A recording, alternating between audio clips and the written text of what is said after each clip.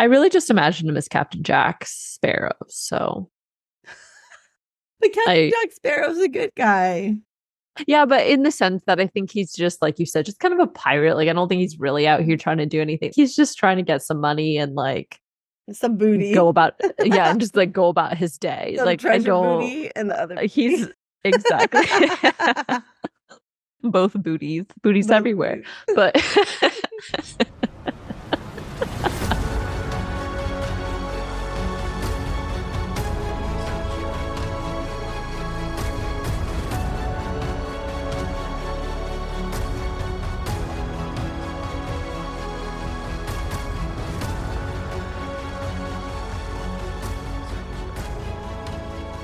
Hi, everyone. Welcome back to the Booked on Fantasy podcast. We, Addison and Lorraine, are two best friends who love to explore the world of fantasy through books, shows, and movies, but with a heavy emphasis on books. Today, we are covering the first story in Assassin's Blade. It's titled The Assassin and the Pirate Lord. So far, I really love the action and unhinged, arrogant sass we get from our favorite assassin.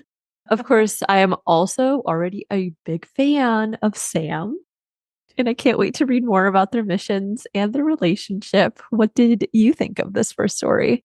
I really liked it. I felt like it gave some good insight to Celaena's character later on in TOG and Com.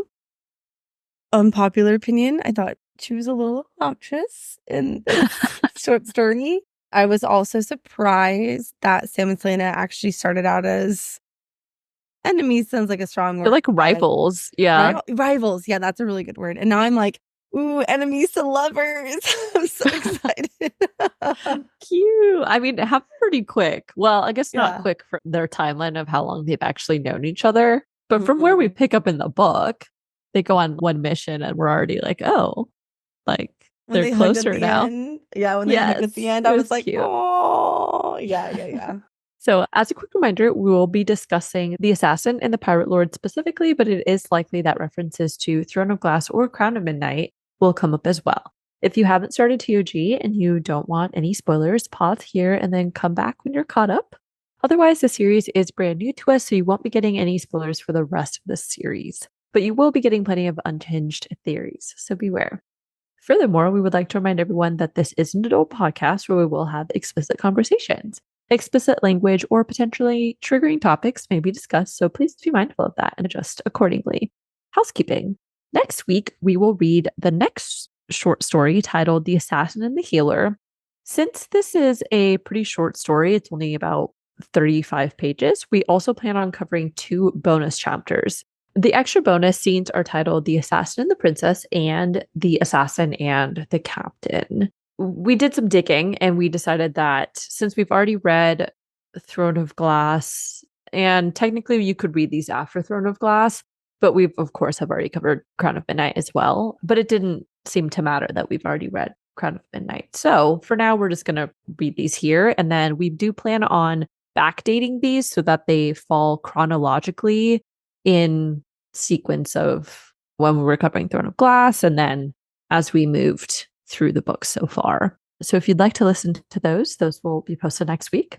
In addition, if you love House of the Dragon, then we have got you covered. We are continuing to do weekly reviews for each episode in season 2. And finally, Addison, where are we at with the Onyx Storm countdown? All right. Today is July 15th. And as of today, there are 190 days until Onyx Storm is released. I know. We're getting closer. We just got to get past summer. And then it's basically Christmas. And then it's time for Onyx Storm. Yeah. I only think about it every time we record an episode and we talk about it. That's the only time you think about it. I think about it every day, Lorraine. Every day. I can't think about it yet. It's too early. Once we start rereading, again, I say this every single time, but once we start reading and reviewing it again and it gets closer, then I'll be like, okay, I'm fully in mode for this. I know. Okay, that is all for our housekeeping. So on to the episode. We will start with the book report for chapter summaries, and then we will dive into an analysis and offer theories for each chapter. And finally, we will share our favorite moments.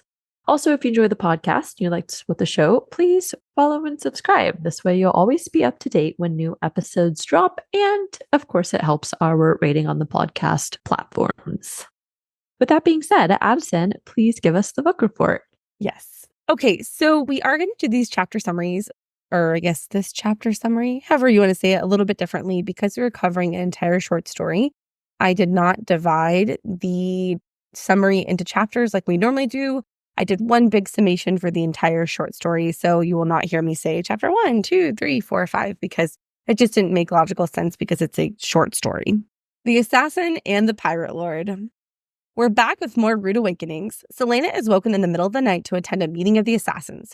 Once gathered, Arabin informs him that Gregory, or Gregory, depending on whether you listen to the audiobook or not, has been captured, and Ben, Arabin's right hand, has been killed. Celaena is outraged that Sam did not retrieve Ben's body. The knives come out, literally, but Arabin commands them both to stop before any blood is shed. An angry Celaena storms out, informing him that she will go and retrieve Ben's body. 2 months and 3 days and about 8 hours later, Sam and Celaena are waiting in the office of Captain Rolfe, Lord of the Pirates. To Celena's great annoyance, he was late.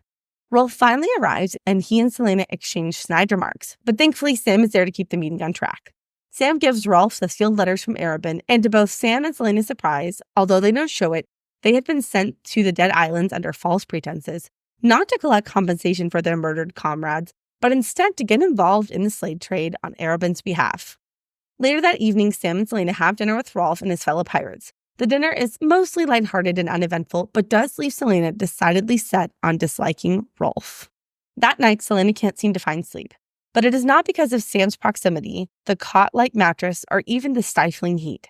Celaena can't stomach the thought of getting involved into the slave trade. By sunrise, Celaena resolves to find a way to make the deal between Arabin and Rolfe fall through. Celaena decides to get as much information from Rolfe as possible under the guise of asking questions about Arabin's investment. Rolfe, exasperated, does give some helpful information. When she returns from questioning Rolfe, Sam begins interrogating her. Sam knows Celaena too well and can tell when she's cooking up a scheme. Celaena plays dumb and insists nothing is going on. The two argue and leave things unresolved. Later on, Rolfe takes them both to inspect a shipment of slaves and are both horrified by what they see. Celaena, shaken by what she saw, walks away from Sam towards the beach. Sam calls after her, but she ignores him. Sam demands that Celaena tell him what's going on, and the two wrestle. Of course, Celaena gets the upper hand. Sam begs Celaena to tell him, and she finally does, making him swear on pain of torture and death not to tell anyone. Sam agrees, and together they begin to formulate a plan to free the slaves. Sam and Celaena start the day covertly gathering useful information and end it in inspecting the group of slaves Arabin means to bring back to Rifthold. Celaena is able to find and speak with one slave, Dia, who speaks the common tongue. In the dead of night, Sam and Celaena put their plan into motion. They each take one slave ship, disarm the guards, and unshackle the slaves. Celaena gives Dia all the instructions they will need, and he translates for the rest of the group. Celaena informs them that it is absolutely imperative that they begin rowing at the first crack of dawn, even if Shipbreaker, the giant chain, is knocked down.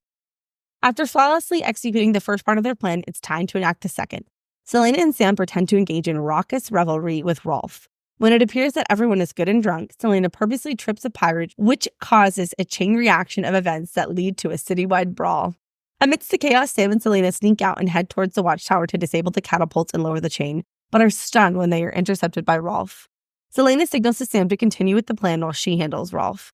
Celaena almost loses, but then at the last minute was able to disarm him and knock him unconscious. Celaena begins running for the watchtower, but it is too far away. With horror, she watches as Sam tries desperately to lower the chain. They both realize at the same time they overlooked something critical in their plans. The chain is too big and heavy to be lowered by only one person. Sam pivots and has the insane idea to use the catapult to destroy the lever and the chain, but he has only moments before a dozen pirates find their way to him. In a spectacular crash, Sam launches the catapult, destroying the watchtower and the chain with it. Just as Celaena is about to make her way to Sam, Rolfe puts a dagger to her throat and whispers in her ear, "I don't think so." But our girl is fierce and disarms Rolfe. And a classic, "let me reveal my full plan to you" victory villain speech, minus the villain part, Celaena tells Rolfe that he will sign 2 documents. One telling Arabin that he will not be dealing with him in the slave trade, and if Arabin ever does, Rolfe will retaliate with his whole armada. And 2, Rolfe himself will never engage in the slave trade and will kill, burn, and pillage any pirate who does. He will also be making Skulls Bay a safe haven for any slaves fleeing Otterland's rule. Rolfe, realizing he has no other choice, signs the documents. Once signed, Celaena immediately makes her way to where the watchtower fell and frantically begins looking for Sam. Fearing the worst, Celaena begins to panic. Sam, who is mostly unharmed, appears and teases her about her worry for him. The two embrace, and Celaena tells Sam if he ever tells anyone about the hug, well, she'll gut him. All right. That's it. Thank you for those episode summaries. And now let's get on to the analysis portion.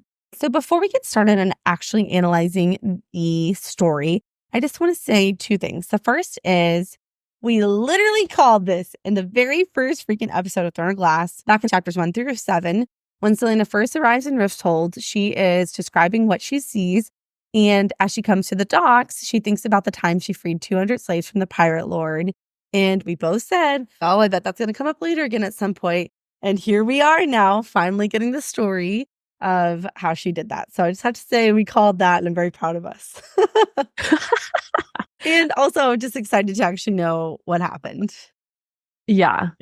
It's been fun to see the backstories and to know what she was alluding to whenever she made those references to random things from her past in Throne of Glass. Yes. And then I also wanted to credit one of our listeners who left us a really great comment on one of our YouTube videos that I thought was really cool. So I wanted to share. If I say this name wrong, I'm so sorry. From Bria Solable, she said, I looked at the assassin's blade as a Celaena thinking on the ship to Wendland. She has time to reflect on how she got to this point and get a fuller backstory and sneak peeks at characters yet to come. And I just really love this thought. I thought the end of Calm seems like a really critical inflection point for Celaena moving forward. And I feel like framing it in this way makes Assassin's Blade fit a lot more seamlessly into the series. So thank you for sharing that idea. And that's kind of headcanon for me now, because we know, of course, at the end of Calm, she gets on the ship. And I don't know if Heir of Fire will cover any of her journey, but either way, it's kind of nice mentally to slip Assassin's Blade as sort of a real-time memoir of Celaena as she's making her way to Wendland. And especially because we talked a lot about how we think Heir of Fire is going to be really critical for Celaena/Aelin's character development and reconciling her past, present, and future. And so I really like that framework. And so I just want to thank them for sharing. And that's headcanon for me now. So that's how we're going to roll with it. Yeah, I think so too. And I totally agree that it gives us the opportunity to know Celaena before she ended up in Throne of Glass and sees what she was like, what she was doing, how her life evolved as an assassin and as she grew up. So yeah, I like getting deeper insights into characters. All right. Well, let's get started with the actual chapter analysis. So, starting with chapter 1, the story begins 2 years before Celaena's capture and 8 years into the King of Otterland's conquest.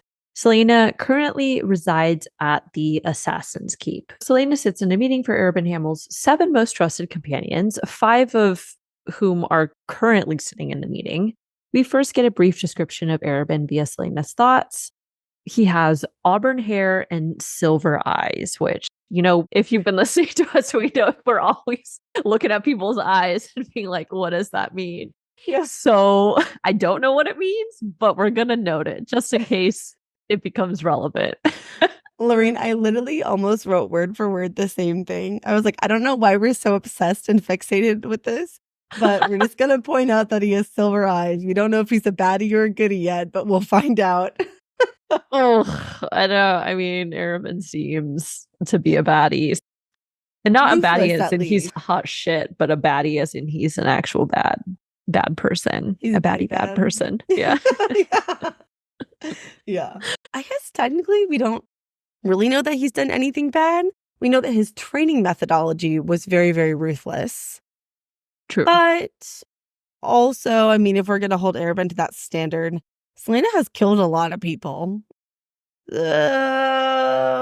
Oh, Yeah. I do have a comment to make about her moral distinctions between what they do and what others do as she brings up later, but no.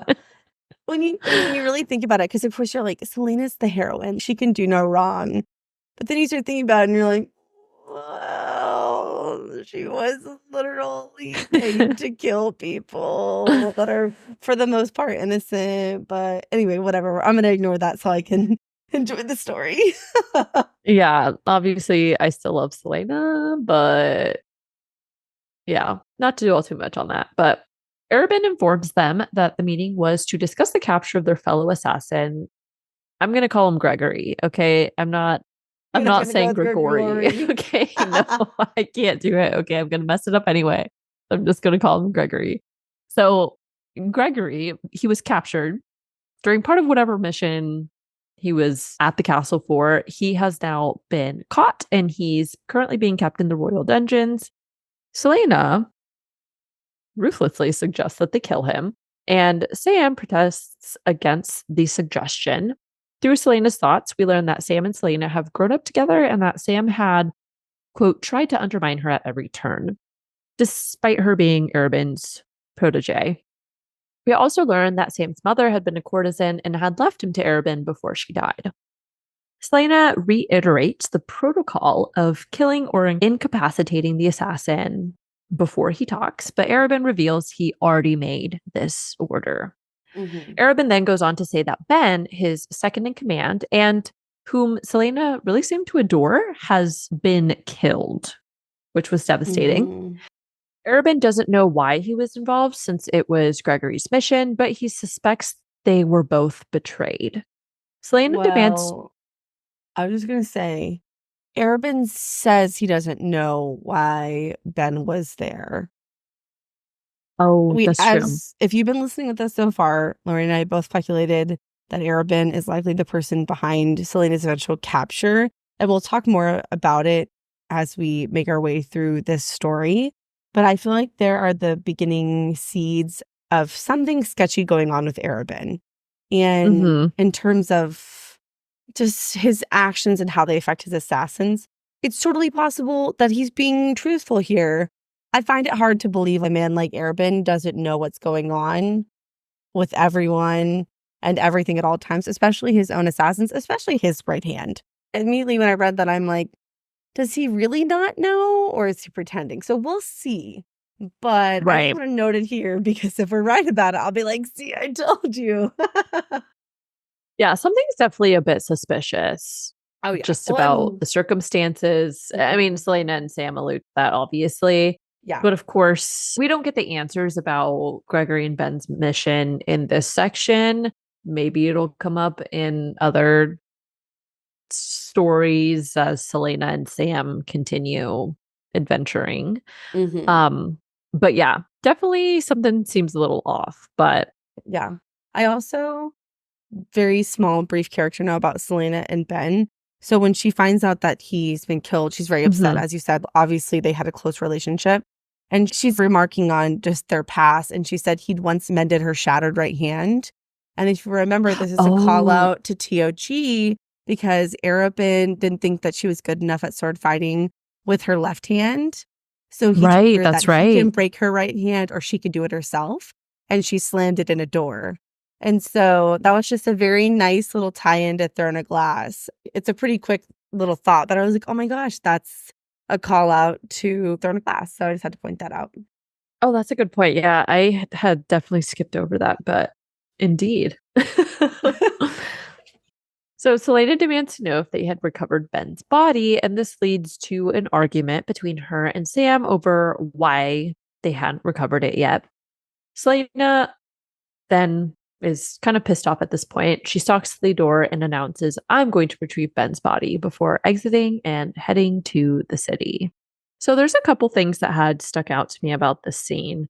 First, it seems pretty clear that the Assassin's Keep is very hidden, and this is the basis of why they didn't retrieve Ben's body. It would have potentially led the King's guards straight to them. And then, of course, we wondered where the Assassin's Keep was, if people knew. And I guess this answers this for us is that nobody knows where they are located currently is the Assassin's Keep. And they Yes. try very hard to keep that under wraps. Well, and it's very cleverly disguised. I actually had the same note about it. I'm like, oh, this is kind of interesting, especially because so much of Throne of Glass and Crown of Midnight takes place in Rifthold. But Celaena even thinks, but even if she didn't, no one was likely to believe that an elegant manor house on a very respectable street in Rifthold was home to some of the greatest assassins in the world.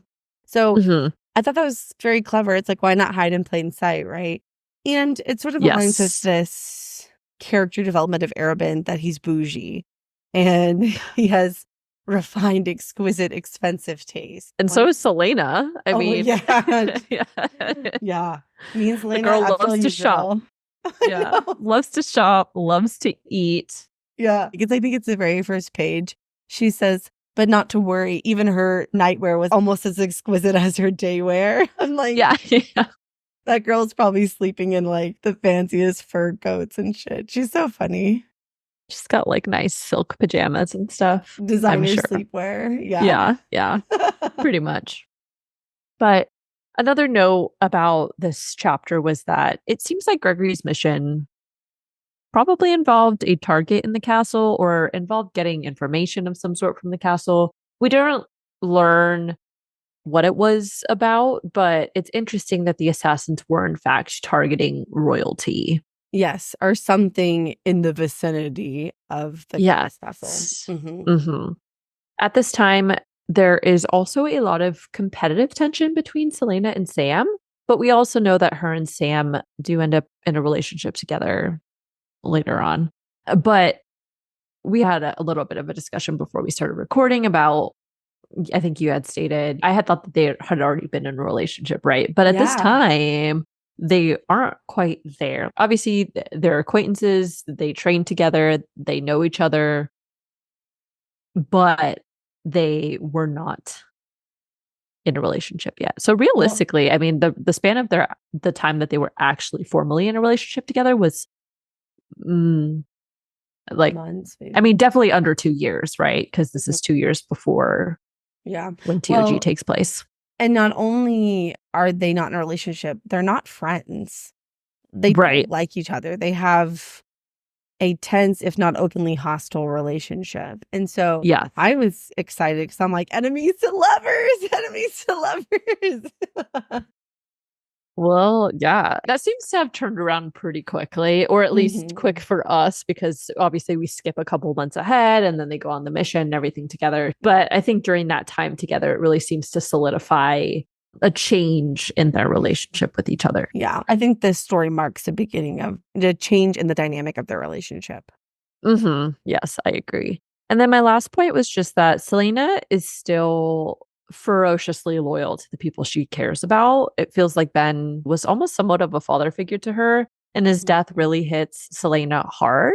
She wants to honor him properly by getting his body back, and I really respect that about her. I think that was a pretty big character trait that she had throughout Throne of Glass and Crown of Midnight. She's always been very loyal. She wants to protect the people she cares about. It was cool to still see that trait from her. I agree. Okay, moving on to chapter 2.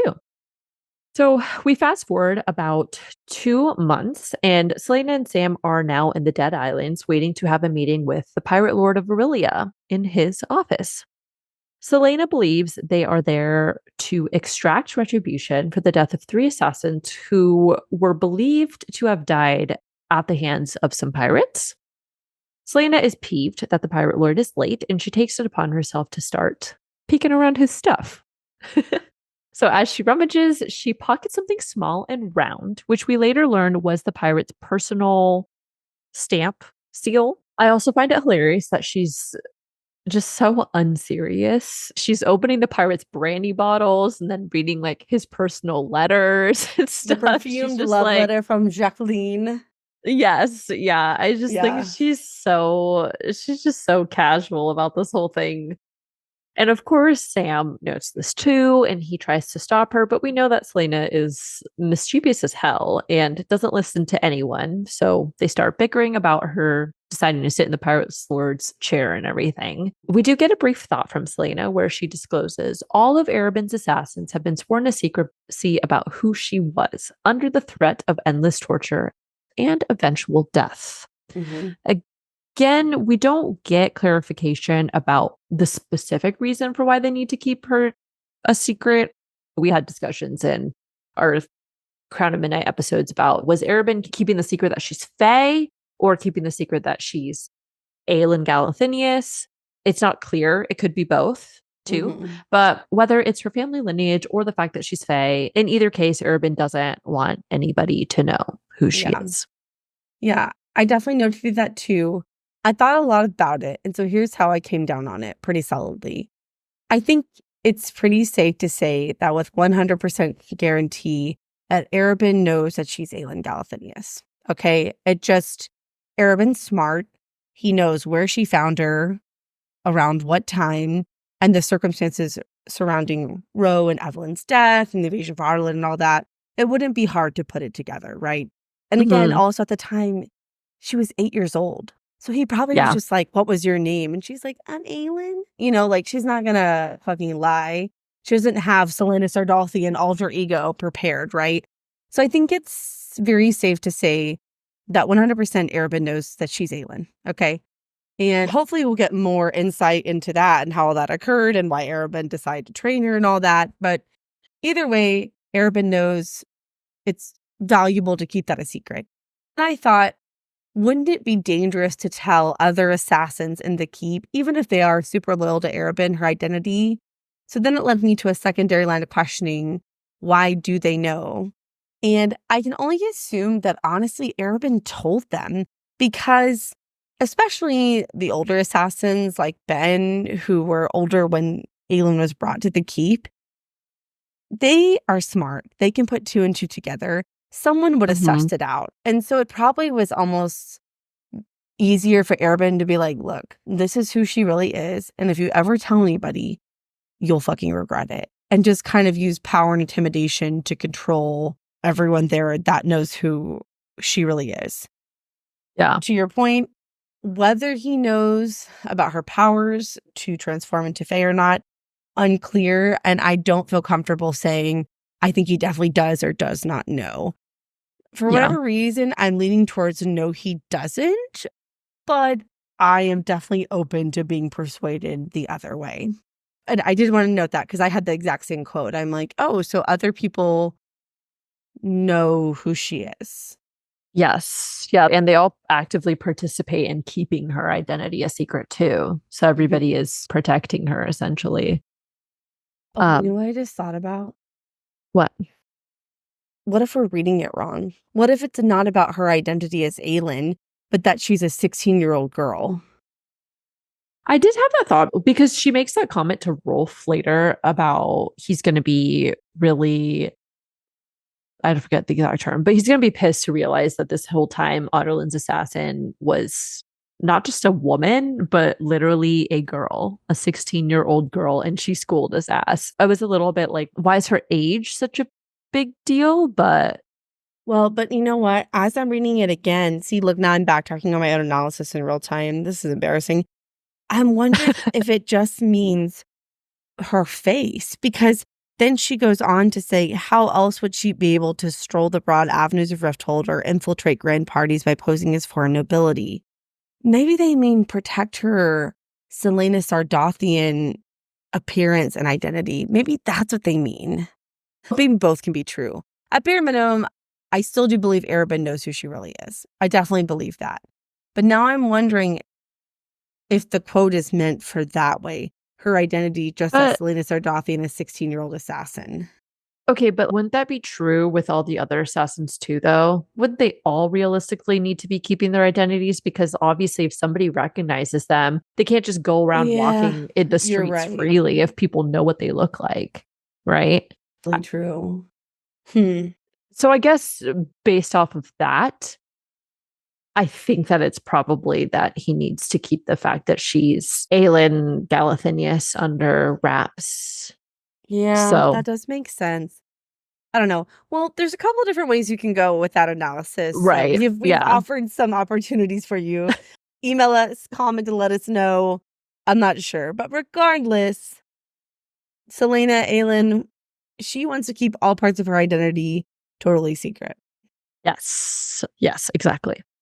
So to continue on, the pirate lord enters, and Celaena is surprised by what he looks like. It turns out she had, quote, imagined him dirtier and far more flamboyant, which I thought was kind of funny. Yeah. Rolfe, the pirate lord, extends his hand, and Celaena notes the tattoo of a magical map on his palm. This was interesting just because it establishes him as a formerly magical being, or maybe not magical, but having something magically imbued on his person. And then, of course, later we learn that since the King of Otterland had taken over, his map has not done anything for him anymore in about 8 years. Rolfe lightly trolls Celaena about her mask and attire, considering the sweltering heat of the islands, but Celaena tells him, quote, as for the privilege of seeing my beautiful face, I'm afraid that's something few men receive. Celaena also gives us a description of Rolfe's eyes, which are a striking shade of sea green, as bright as the water.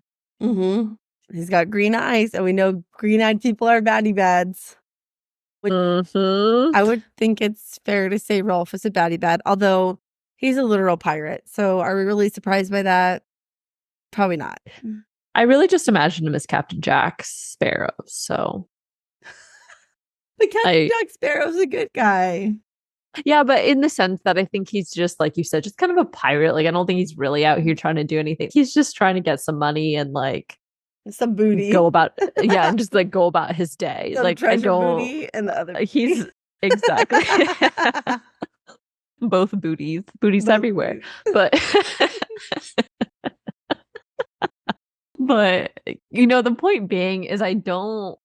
Well, I guess it stands to be seen, but my gauge on Rolfe is that he's not on the same baddie bad level as the King of Otterland. Well, it's vastly different levels of bad. Yeah. He's kind of like a lower tier criminal. Just, I would say that's totally accurate. And is anyone really as evil as the king? Probably not. Probably not. Yeah.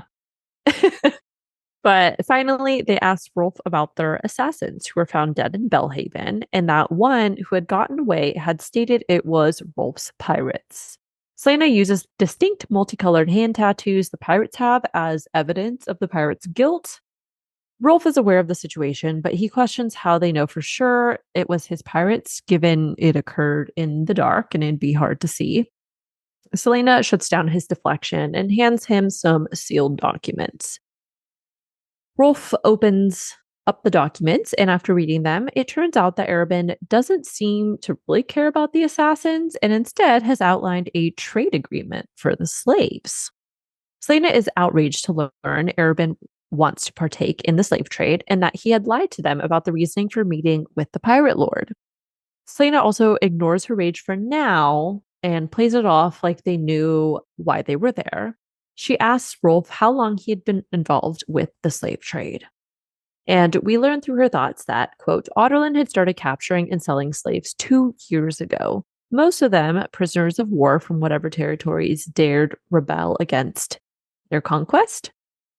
We also learned that slaves come from Eelway, Melisande, Fenharrow, and even tribes of the White Fang Mountains. And most of these slaves were used to mine salts or precious metals or also work for Otterland's nobility. And then Celaena also has a thought where she thinks for Arobynn to make a filthy trade agreement, it would sully the Assassin Guild's entire reputation. This was just interesting because, again, she's kind of alluding to this hierarchy amongst acts of crime. But it also seems that the Assassin's Guild, in having kind of a moral standard about what they do, what they don't do, it does call into question, why is Arobynn willing to, quote, sully their reputation? Why is he getting involved in something that people would frown upon for him, Yeah. Well, not to mention, too, something that I think echoes the sentiment that you're expressing, is that Rolfe is explaining to Sam and Celaena that Arabin likely won't see any profit until Mm-hmm. the second or maybe even third shipment of slaves. And then he Right. also makes a comment to the effect of, your master may not like how much he has to expend or put out to keep Yes. the information from reaching the wrong ears. So that also implies that slave trading is greatly frowned upon in the society, and that it's done in a lot of secrecy. That's like a very seedy underbelly thing. Like, it's not a societally accepted thing. And so you're running a very exclusive, expensive Assassin's Guild. Why add that element of risk exposing yourself in that way? So I agree that it is kind of odd that this is the direction he's going in. But then I also do wonder, I mean, Otterland is also buying slaves and partaking in this stuff, and nobody stopped them. So I'm like, if it is such a seedy thing, Mm-hmm. don't you think that, the king of Otterland himself would be doing something about it if he really cared? Well, I mean, But the I think king he's himself wants the involved. slaves. Yeah, he wants the slaves for Calcula and Endovier. Exactly. So then also, I'm kind of like, I don't know if Celena's line of thinking in this particular situation necessarily matters either, though, because it's like, if all the nobility and the wealthy people and criminals in general are getting slaves and nobody's really enforcing any law against it, does it really matter Yeah, for them? I it's a don't little know. odd. But bottom line is, I think Slane is correct. Why is Yeah, Arabic getting that? something. She Yeah, exposed him to a lot of unnecessary risk. yeah, and expense. Mm-hmm. Mm-hmm. So, but yeah, that pretty much rounds out chapter 2 and moving on to chapter 3. After their meeting, Rolf led them back to a room. And he also promises that he will deliver and sign the documents tomorrow. Once back in their room, they do a quick check for weapons or spy holes, and then they discuss why Arabin would send them in blind. Sam maintains he had no idea and had also improvised just as Celaena had done. Celaena is still pissed about Arabin entering into the slave trade, and she says, "What business does Arabin have getting involved in the slave trade? We're better than that. We don't need that money."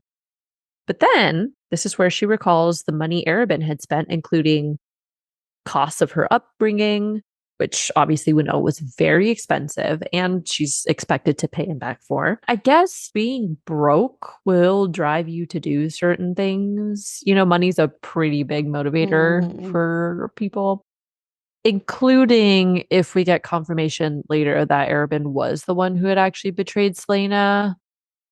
If he did that, I'm sure it was for exchange of money, right? Yes, that thought did cross my mind, that Arabin, it seems unlikely that he would betray anyone without really serious motivation.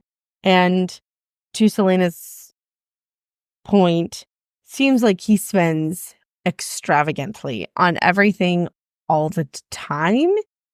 And I also wondered, if you recall back in Throne of Glass, Celaena is remarking that she had to pay Arabin back and it was 500,000. It was half a million. Yeah, Thousand. that's right. It was 500,000 gold marks. And Mm-hmm. my only thought was, either he has a lot of debt from just spending, or he may have a gambling problem and he owed a lot of scary people a lot of money. But then again, Arabin seems too smart and calculated to get, Caught up to in. get caught up in that. So I don't know. I feel like that's intentional, that that thought is placed here. Yes, yeah, because I mean, it comes up multiple times throughout this chapter. Mm. It's either a red herring or it is, in fact, true. And maybe that's the reason. But Mm-hmm. Sam interrupts her thoughts to ask if she's going to bathe. And she says yes and storms into the bathroom. Then later in the evening, Selena and Sam attend a dinner with the pirate lord. Selena is annoyed by the fact she can't eat because of her mask and has to pretend that she isn't hungry when in fact she is starving. And of course, we know our girl loves to hork some chocolates and all the foods. So I'm sure this must have been really difficult for her. It would have Yes. been difficult for me too. And then Rolfe attempts to get her to take her mask off, stating, quote, maybe if you took your mask off, you might have an easier time eating, unless what lies beneath it will make us lose our appetites. But Celaena snaps back and says, keep talking like that, and I might give you reason to wear a mask. This, of course, earns her a kick from Sam under the table and silences the pirates at the table. Because everyone's like, oh, is a fight going to break out? We don't know. Mm-hmm. Rolfe goes on to inquire how she became Arobyn's protege. Celaena says, I trained for years. We aren't all lucky enough to have a magic map inked on our hands. Some of us had to climb to the top, which was a little funny because we're like, okay, Celaena, we also know that. Knowing what we know about you, I'm like, what do you mean? I mean, of course, she lost everything at the age of 8. So, like, Mm-hmm. but I am like, girl, you got magic too. What are you talking about? But Yeah. Mm-hmm. I know the same thing. I was like, okay, Celaena. But this is when the pirate lord reveals his map hasn't worked for 8 years, which again coincides with when Adarlan had conquered the continent and banished the Fae. Celaena and Rolfe continue a kind of a peacocking back and forth, with Rolfe noting Celaena's arrogance. Then Sam interrupts them by asking how he became the pirate lord. Rolfe says, I killed every pirate who was better than me. Anyone arrogant enough to think they could possibly lose to a young man with a patchwork crew and only one ship to his name. But they fell one by one. When you get a reputation like that, people tend to flock to you. Which is also kind of funny because, again, I was like, you just got beat down twice by a 16-year-old girl. Actually, 3 times. You got beat twice in a fight, and then you almost kind of had her on a third attempt, but then she knocked you out again, and that was that. So Mm-hmm. it's like, okay. But Rolf then advises Celaena to watch her back around Sam, stating, you might be the best, but someone's always waiting for you to slip. Maybe that's some foreshadowing, not about Sam, but potentially about Arabin. Oh, yeah, that's a good I don't connection. know. Yeah, I Wolf don't makes a think. lot of quotes like that, alluding to the fact that somebody is going to Yeah. take her down or that Arabin's going to take her down for her arrogance. You know what I mean? There's I just a lot of wonder. it. I wonder if Rolf's ever going to come up again, like in any of the later books. Yeah, I Because, mean, well, I'll talk about when we get there, but I do kind of wonder. I kind of like Rolf.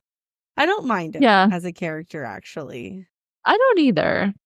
I feel like He's, Rolf could be turned into a sort of ally. Like, he's yeah, going to be a good guy, but something could happen. And then Selena's like, they'll.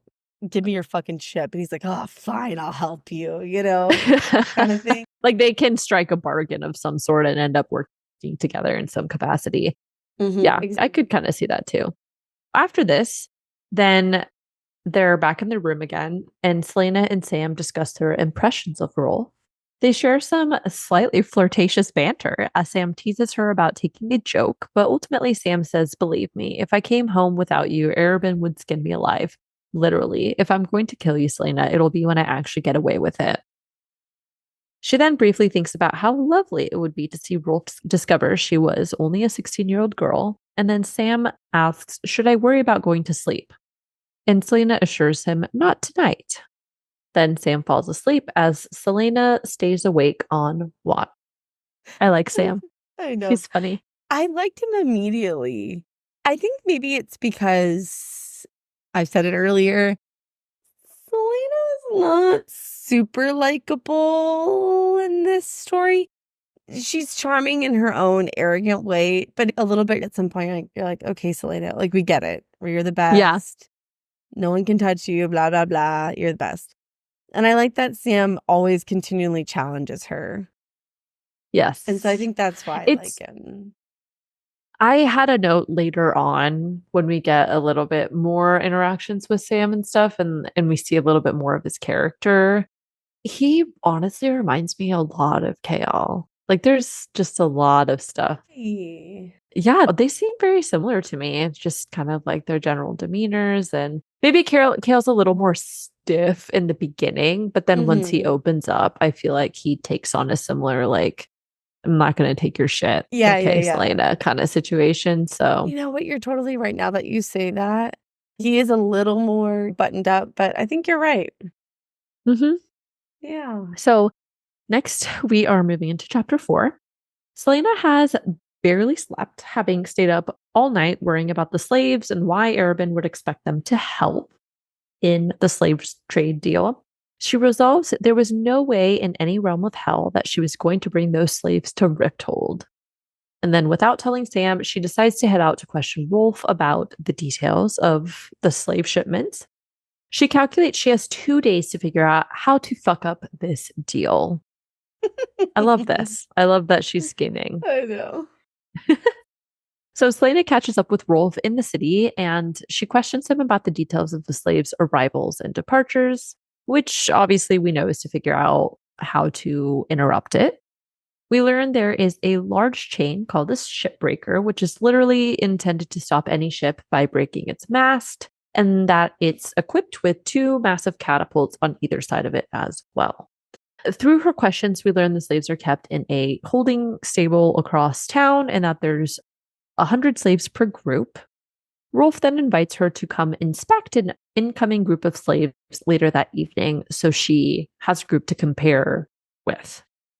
She last learns that there will be some guards stationed on the ship to protect the investment. And then they enter into a tavern called the Sea Dragon. And before Celaena leaves, Rolfe again warns one day someone's really going to make you pay for that arrogance. I just hope I'm there to see it. Rolfe, what do you know that we don't know? I know. Now that you pointed that out, I'm like, damn, you're right. He does say that a lot. Says it like 3 or 4 times. And I'm like, dude, do you know something? Seriously. Yeah, it feels like it. We'll see. Celaena arrives back to the room and teases Sam about her breakfast being poisoned. Sam, of course, starts questioning her about her outing with Rolfe and gets increasingly more annoyed as she avoids answering him. Sam says, "You think I don't know how to tell when you're cooking up some scheme? What do you want from Rolfe?" Mm-hmm. Celaena feigns interest in Rolfe. She's joking, thinks I'm beautiful or something like that, which she notes causes Sam to go rigid. She asks, "What's gotten into you?" after he flings open a window and shudders. Yeah. I thought that was interesting because it kind of seems like that triggered him because his first response is, he's 12 years older than you. And she's like, Yes. so? And then the second response is like, okay, well, if you're planning on, doing the deed with Rolfe, he's going to see you anyway. So why do we need to keep you all covered up and masked and everything? And I'm like, this clearly reads as Sam being jealous. Yes, that's I what I mean, was thinking like, too. there's no other way you could read that. He's jelly, and I like it. Yes. I like it. But he also says, "I'm tired of all the melodrama and nonsense that happens whenever you wear that ridiculous mask and cloak. And I'm even more tired of you ordering me around." And then a little bit after that, he says, "Whatever plan you're concocting, whatever bit of intrigue you're about to drag me into, just remember that you're not head of the Assassin's Guild yet. You still answer to Arabin." I think Sam is just trying to get her to be serious and be straight with her for a little bit, right? Because he wants to know what's going on.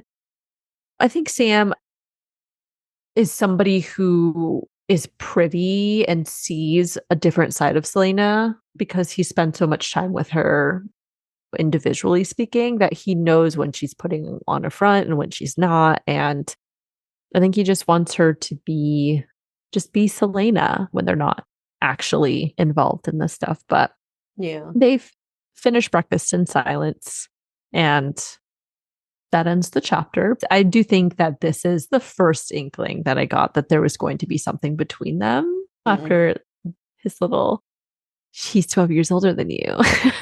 Yeah, and I'm only Quote one and year everything. old than you, so that makes me definitely better. Yes. Next, we're moving on to chapter 5. Later that evening, Rolfe takes Celaena and Sam to the holding facility. Both Celaena and Sam are disturbed by the people in the cells, the smell, and the people cowering in the corner with their children. I thought it was interesting. Celaena notes that, quote, she'd forgotten how she must appear, faceless, cloak waving behind her, striding past them like a death itself. Some of the slaves even sketched invisible marks in the air, warding off whatever evil they thought she was. This, of course, stands out because A, Well, first off, the comparison to death, and as we know, and as you've stated many times, death is her gift and her curse. And Mhm. B, because we can be pretty certain the people were drawing word marks in the air based off this. Did you not think that that's what they were Wow. doing? Okay, no, I did. Immediately I'm like, Okay. "Oh my god, they're drawing works." But then I had a question. Okay. Nehemia explicitly states that the word marks are an ancient power and that they're Mm, kept super secret, have been passed down from generation to generation. So on the one hand, I'm like, what other fucking marks would they be drawing in the air? And the other, yes. I'm like, how would they know about word marks? So the only conclusion I could come to was perhaps there are a handful of word marks that are more symbolic, like one means peace or protection or something, right? And those may have been used in arts or architecture over many, many generations. And so there may be a handful of symbols or word marks that are highly recognizable to the population, but they've been around so long that people just know it represents peace, protection, whatever, and they don't realize that it's an ancient power. They also don't know how to combine them or the language, and they also don't have the magic in their blood that they need to activate them.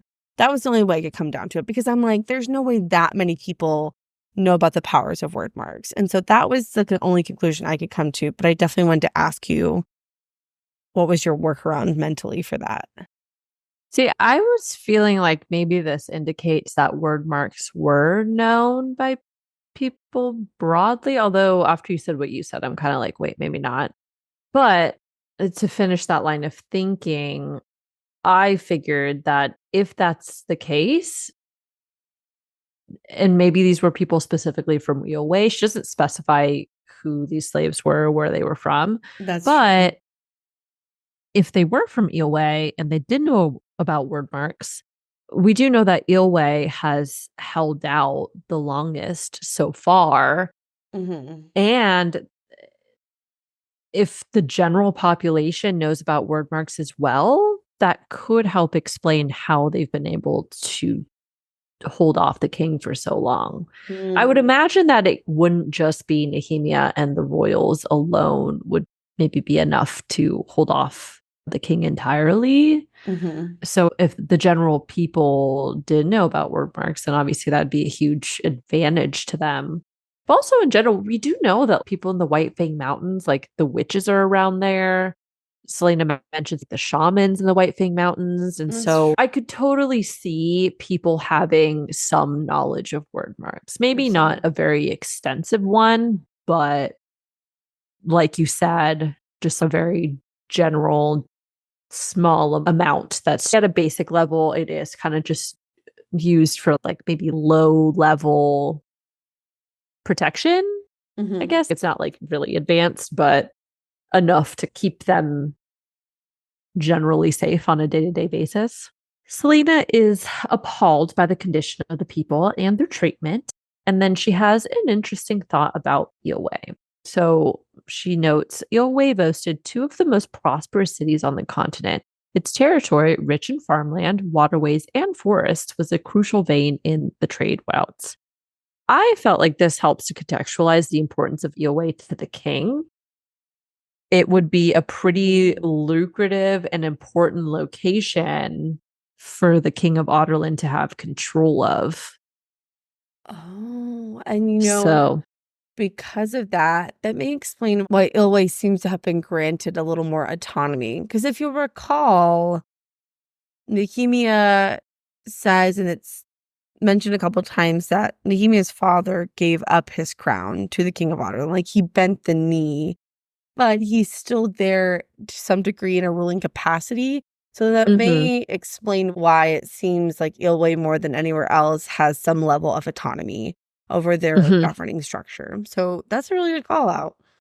mhm. So they You continue said, walking. mm-hmm, mm-hmm. You said, I know, girl, I know I'm right. I didn't mean to sound No, I know. It was just cute. It was cute. You were right. But you were just like, mm-hmm, mm-hmm. I fucking told you. I know I just said that, didn't I? I make a lot of crazy thoughts and ideas, and I forget a lot of things, but I also remember random shit too sometimes. So I know you do. you never know which side you're gonna get. Sometimes you get the oh, Unhinged. you're on the ball, and sometimes you get the where the fuck did What the that fuck, come from? Lorraine? Yeah, yeah. I enjoy both sides equally. Yes. Thank you. All right. So they continue walking through and they stop in front of a young Eoway man. Captain Fairview makes some comments about the men fetching a great price as a builder for the wealthy or as a courtesan for women. Celaena, of course, rages at this comment, but begins another round of questions about the slaves. We learn several things about them. First, Rolfe is in business with other people across many cities like Belhaven, Calcula, and Otterlin. The city of Otterlin not only enslaves people from battle, but actually buys slaves for the mines as well. Mm-hmm. So, at the end of Calm, the king had made a mental note to send riders to the Fairing Gap and the Dead Islands. And I wondered if the slave trade was the link that gave the king access to the available ships and seafare related to resources, meaning he has been using the Dead Islands as a transport stop for some time. Well, yes, and remember at the end of Calm, he reveals that he has troops or creatures, something in the Dead Islands.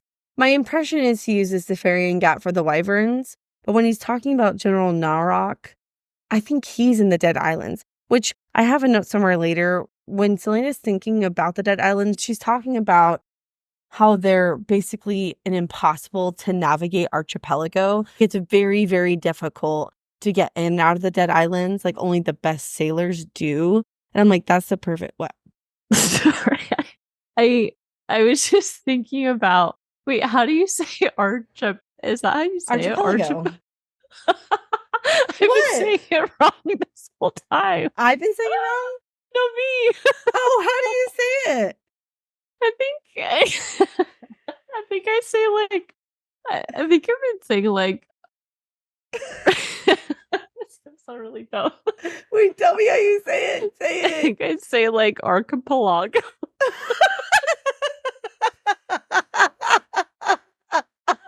I was like, wait, is that how you say Oh my god. Are you serious?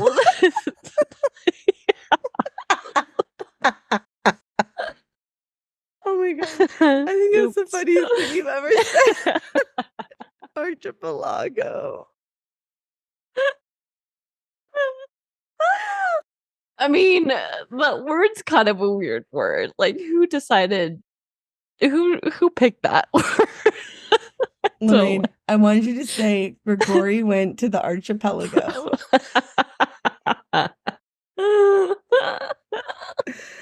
Oh my god. That was the best fucking thing I've ever heard in my life. Sorry, I didn't mean to interrupt. But as soon as you said that, I was like, No, it's okay. oh, I thought you no. were smiling because I'm like, oh, do I have something in my teeth or something? But that was even better than I imagined. But now I'm a little paranoid. So now I'm going to Google the pronunciation because now you have me questioning my sanity. No, I feel pretty confident that you're right and I'm wrong. Let me hear it. This is archipelago. I say archipelago. Archipelago? Archipelago. Archipelago. Archipelago. But I say archipelago Like because I put the acapella, CH. but Yes. archipelago. Yeah. Acapella. Archipelago. Okay. I don't like it. I'm going to continue to say archipelago. Archipelago.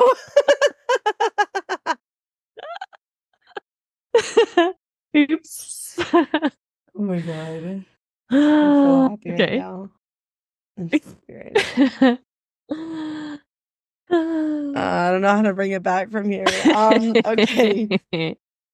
Okay, let me just reel it back in. Okay. Sorry. Oh god. Oh god. Okay. So okay.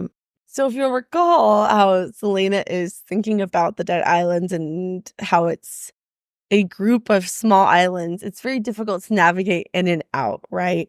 And so that really makes it the perfect place for the king to base his operations out of, because no one's going to stumble onto that area by accident. And with the right construction of watchtowers and checkpoints, no one's ever going to be able to get in there Right. secretly, because remember, she says there's mountains all around too. So it really is the perfect place for someone who wants to do nefarious shit to base it out of, because it's basically impenetrable without Mhm. someone letting them in. So I thought that was kind of interesting and sort of aligns with why the king would also base part of his operations out of that area. Yeah, yeah, I think so too. Sorry, I don't know why I put that note there. I think it was just where I had an epiphany and then I forgot to change or put it in a different structure because I feel like there was more information that connected better later on, but that just Yeah, happened to be like where I put this note. But it's okay. anyways, back to the info about the slaves. So she also notes that the children may end up as scullery maids or stable boys for wealthy houses or be purchased by a brothel madam. So this triggers Celaena to reflect on Sam and his mother. His mother had been sold into a brothel at the age of 8 and died at the age of 28 at the hands of a jealous client.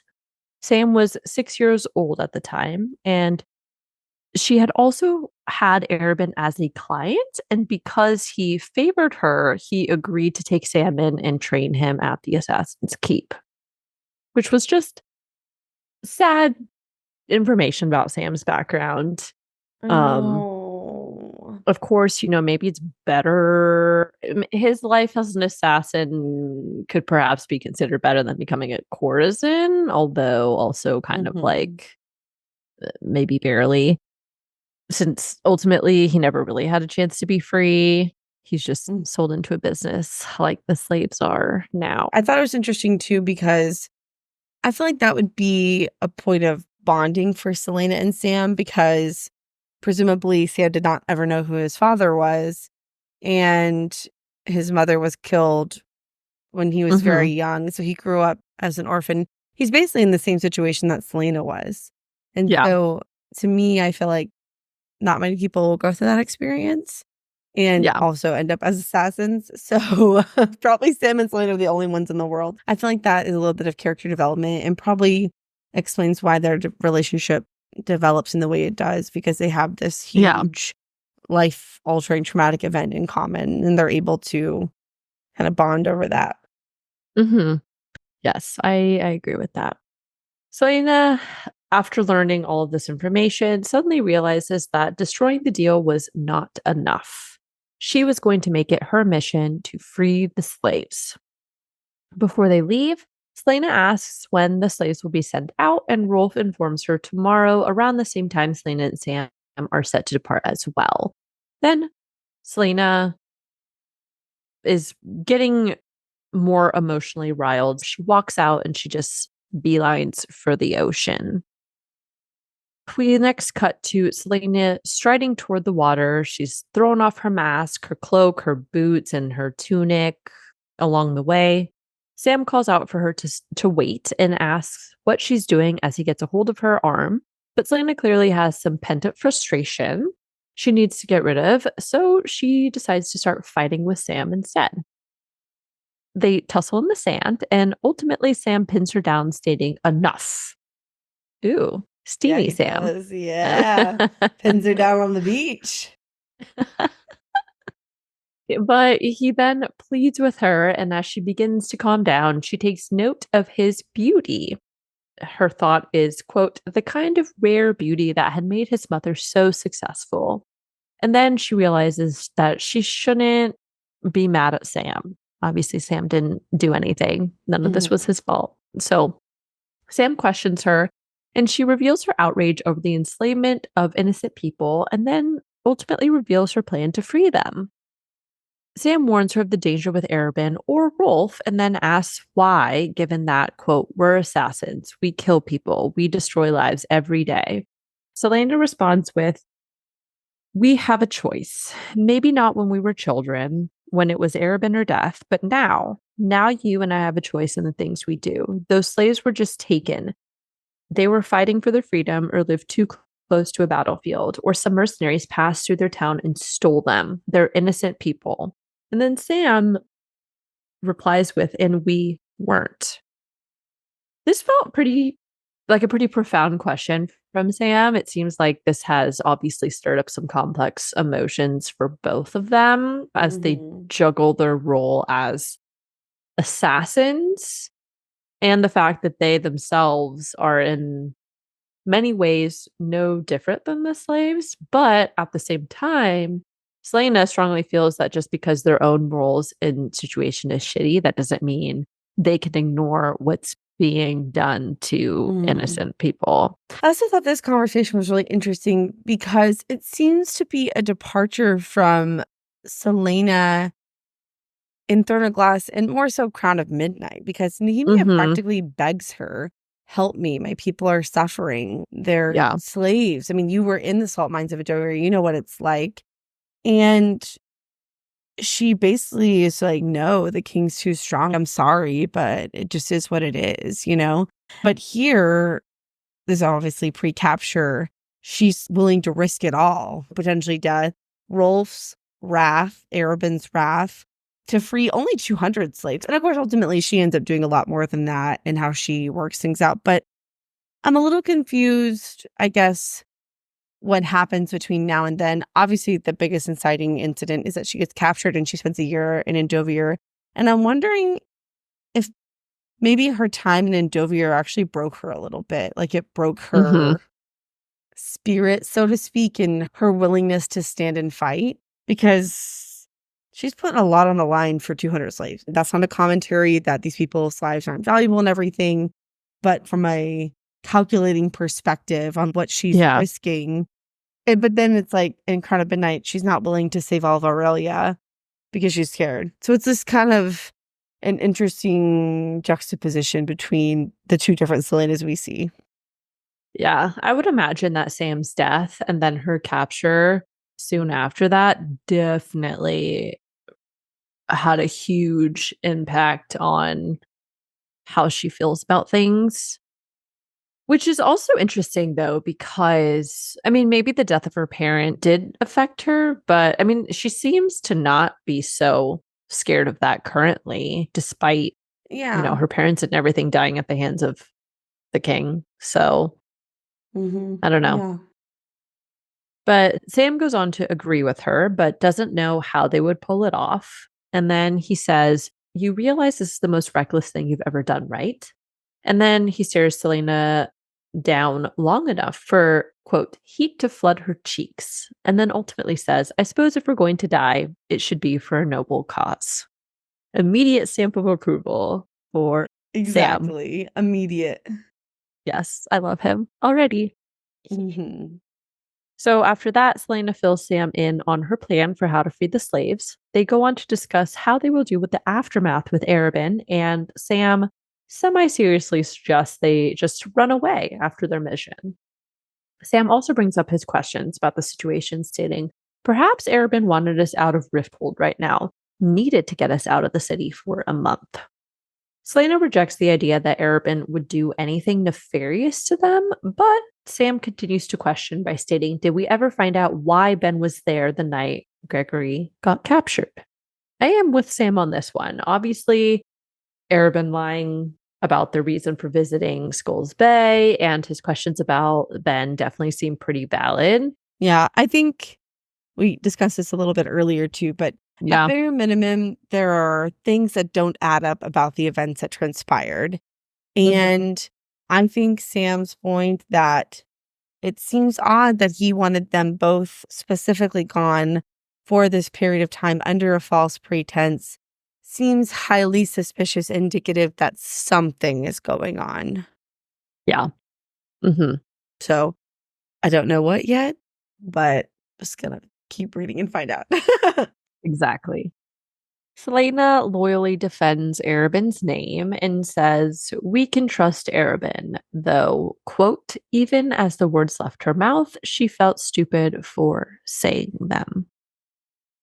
Sam then gets up to head to the tavern, and Celaena stays behind to contemplate as she walks along the beach. Eventually, she feels a cold breeze sweep past her, and she looks northward. She recalls the city of Orinth, which smells of pine and snow and was a, quote, city of light and music, watched over by an alabaster castle with an opal tower so bright it could be viewed for miles. She then looks towards the sky and finds the stag constellation.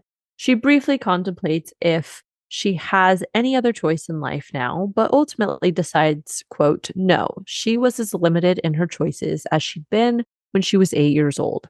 She was Otterlin's assassin, Arabin Hamel's protege and heir, and she always would be.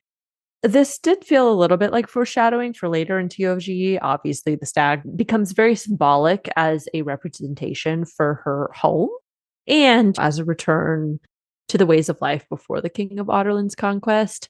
But it does seem to conflict with what she's currently doing, as you said a couple minutes ago. Why are you so like, I can't do anything, but also simultaneously freeing Like, 200 I'm gonna slaves on take the exactly. semi-suicidal mission? Yeah, against the greatest pyro lord on the continent. Like, oh, okay, sure. Yeah, I don't know. I think, not to rehash it, I just think I had this thought as we're discussing it now. I think being captured really shook her confidence because she is very, Probably, yeah. very cocky and arrogant. I mean, almost obnoxiously so in this short story. And I imagine, as you said, Sam's death compounded with the fact that she was captured probably shook her confidence quite a bit. And so Hmm. I think now that she's seen what happens when you get captured, she's like, I'm not going to risk it. I do wonder if maybe being trained as an assassin helped her feel safe and protected because she felt like she could defend herself. And becoming Otterland's greatest assassin created this feeling that people were scared of her and that she would always be able to be anybody. And then, of Hmm. course, the king comes in and just picks her up and throws her in the mines. And Yeah. like you said, I'm sure that does really impact her confidence. So, Yeah. but that ends chapter 5. And now we move on to chapter 6. So the next day, Celaena and Sam walk through the city to scope out the rest of the details for their plan. Sam learns that Rolfe basically throws a party for the pirates every so often, and they also get more logistics regarding security around the slave ships. At 4 p.m., later that day, they meet Rolfe and inspect the slaves they are supposed to be bringing for Arobin. Celaena continues asking a few questions to confirm where the slaves will be kept and that the watchtower across the bay would be keeping watch over the ships. Rolfe also informs them that the watch changes just before dawn, and Celaena decides they would have to, quote, target the morning watch instead to avoid any alarm being raised at dawn. Celaena next asks if any slaves speak the common tongue, and after asking around, they meet an older Yolwe man. The man's name is Dia, whose mother was from Belhaven and whose father was a merchant from Finjali. Selena wonders how he had gotten picked up to become a slave, but simply says good to his confirmation of being fluent in the common tongue, and then she walks away. A few hours later, Selena and Sam row towards the slave ships after distracting the city people and pirates by opening a tab for all people at the tavern. First off, why did they start a tab in Arabin's name? Why not just use someone else's or just give a lump sum anonymously?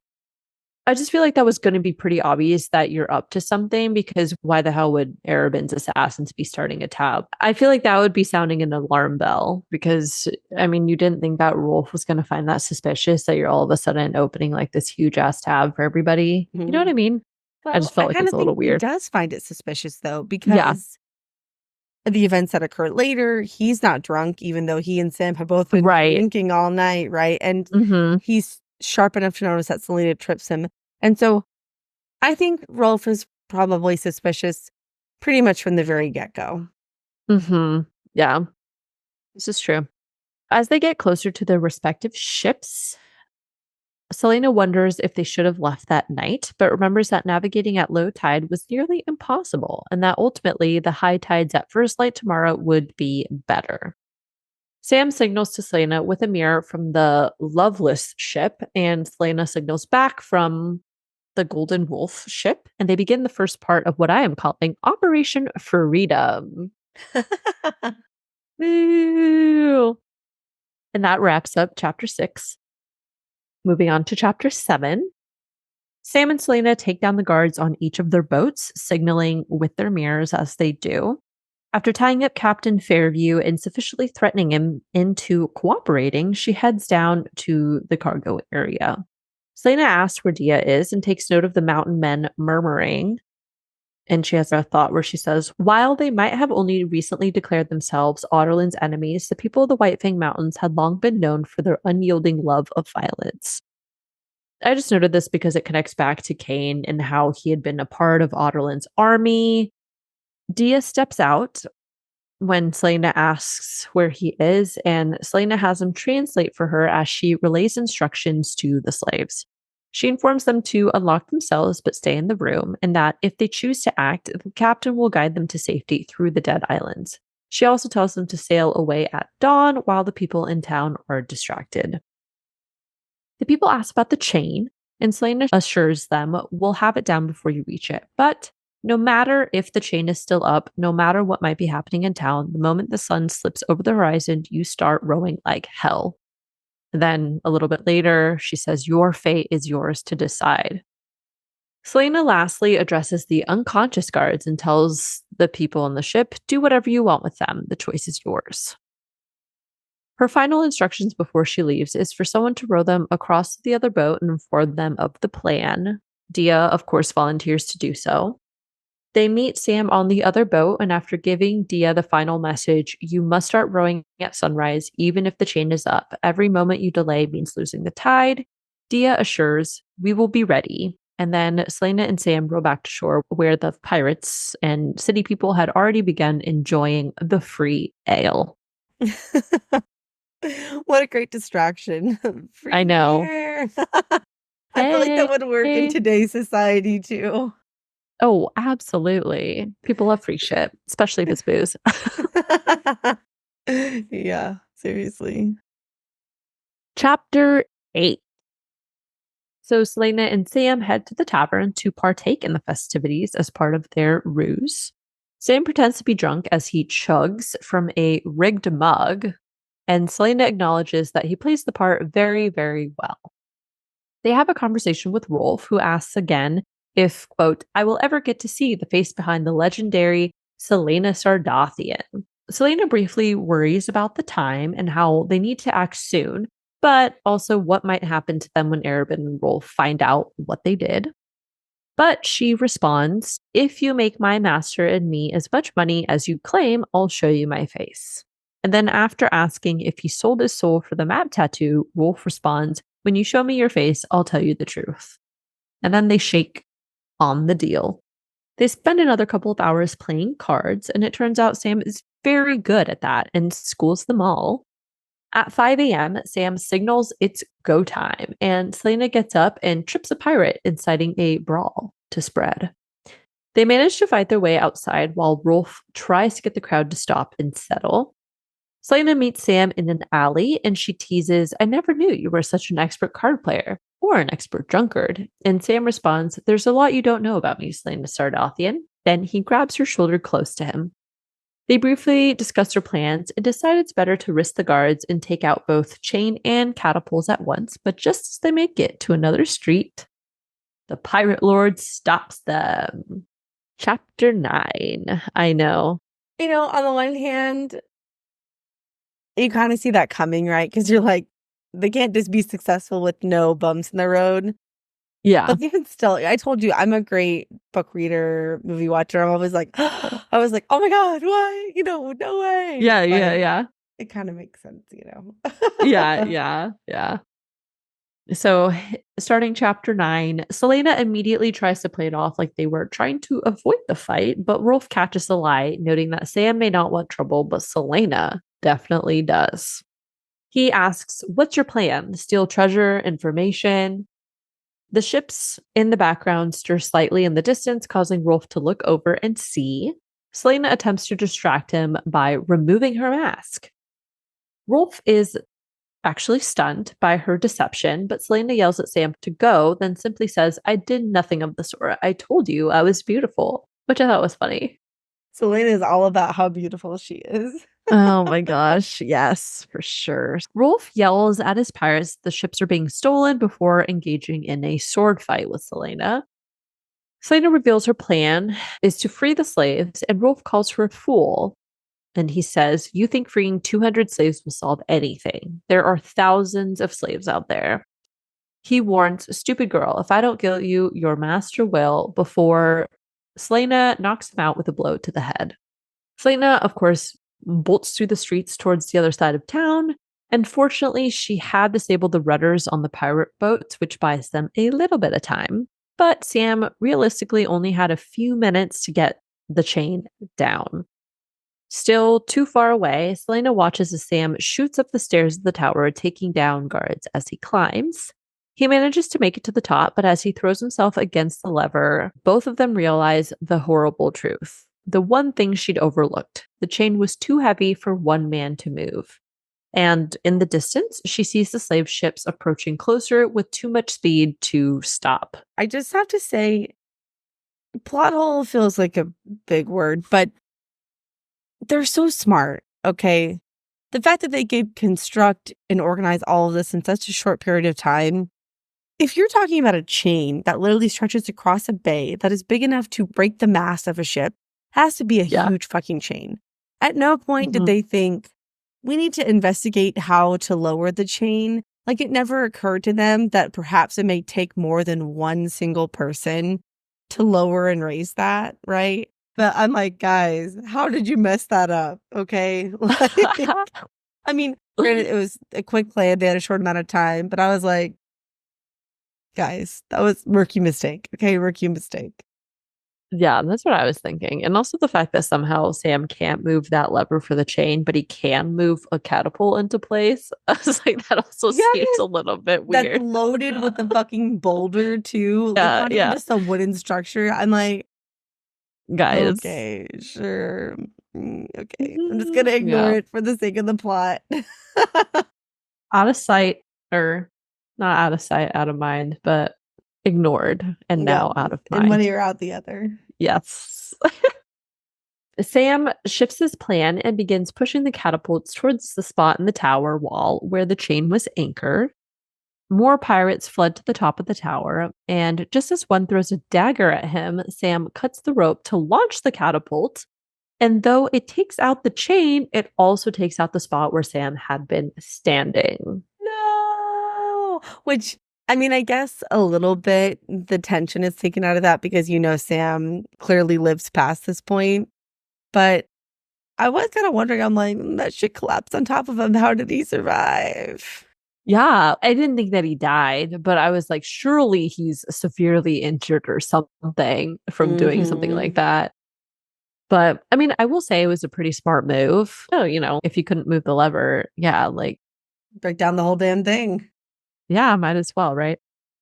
So Celaena watches as the slaves' ships unfurl their sails, making it across unharmed. She makes a silent prayer for their safety, then wonders about Sam, who, quote, couldn't be dead. Sam couldn't be so stupid that he get himself killed. Just as she's about to rush toward the tower to look for him, Rolfe, the sneaky shit, surprises her from behind with a knife to her neck. No. Boo. He just keeps popping up. I'm like, Rolfe, where do I'm you like, keep coming from? dude, stay down and knowing your beat, okay? This is like the third time that she's kicked your ass. He's like, nope, gonna keep going. I mean, you gotta hand it to him. He's persistent, okay? He will Yeah, not this give is up. true. And I'm also wondering too, you'd think Celaena would be smarter and know how long he'd be unconscious for. Make sure he's unconscious long enough to not interfere with their plans. Or lock him in a closet or something. I mean, I guess she doesn't really have time for that, so it's just knock him out and pray for the best. But Yeah. fucking Rolfe, man, he will not give up. He just keeps appearing. But Mhm. also by this point, I was like, okay, yes, I'm officially on Team Sam. I love him. And I think this whole interaction is really Ooh. what kind of reminded me of Kale. Like the taking action, the teasing, the loyalty. The teasing especially, yeah. Yeah, I like it. I think it's Mhm. funny. All right, we are now to our final chapter, chapter 10. Rolf has Celaena trapped between his body and the knife he's got straight to her neck. And Rolf is pissed that Celaena's ploy cost him 200 slaves, 9 ships, plus some other lives.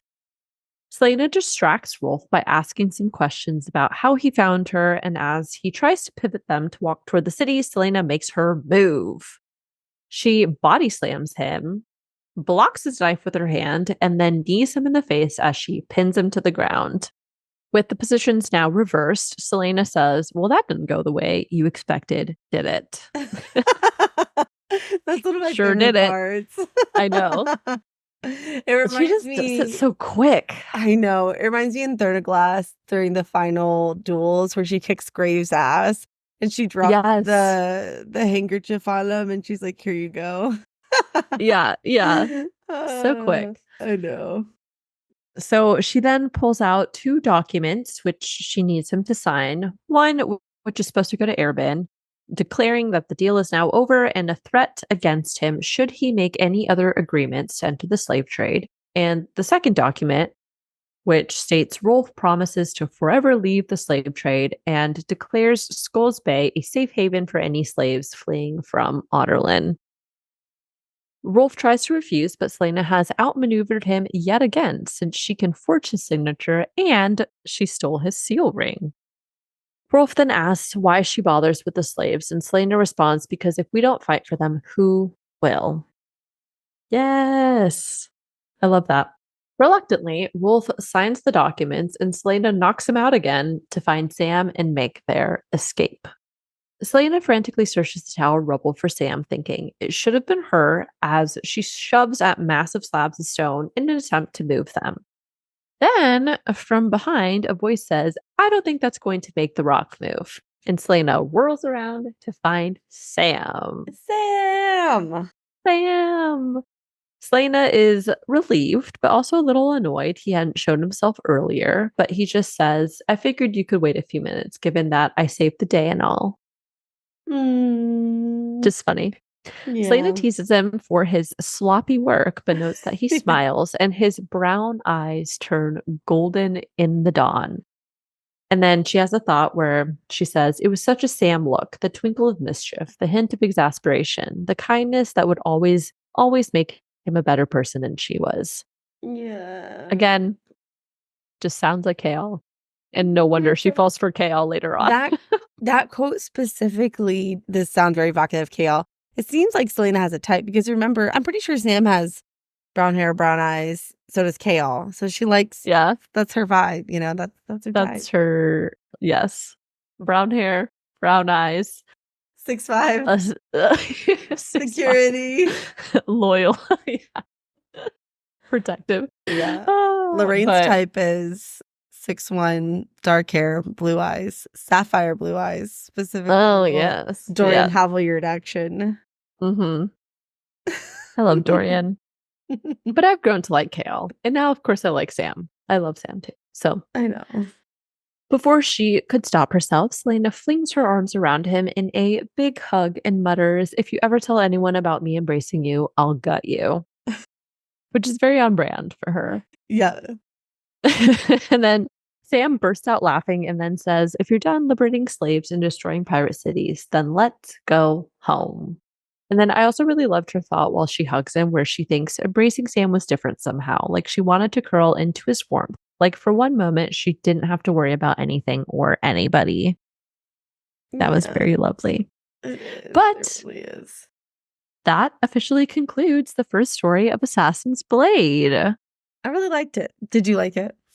Yeah, I did too. I thought it was an exciting story. It's very like thrilling, a lot of adventure. Mm-hmm. You kept it moving. It was good, quick pace. Yeah. Mm-hmm. Yeah, I agree. All right. So that leaves us to share our favorite moments from these chapters. Do you want to go first or should I go first? Why don't you go first? Okay. So my first favorite moment was after Celaena and Sam free the slaves and give them the down low for their plan, and they're rolling away, and Celaena says, "Get ready to unleash hell." She says this to Sam Oh, as yeah, they're yeah, yeah. rolling away. Yeah. And hell And then being I, unleashed. yes, which I was like, I mean, she's always, she's always Unleashing unleashing hell, I hell. guess. Yeah. Yeah. It's in her nature.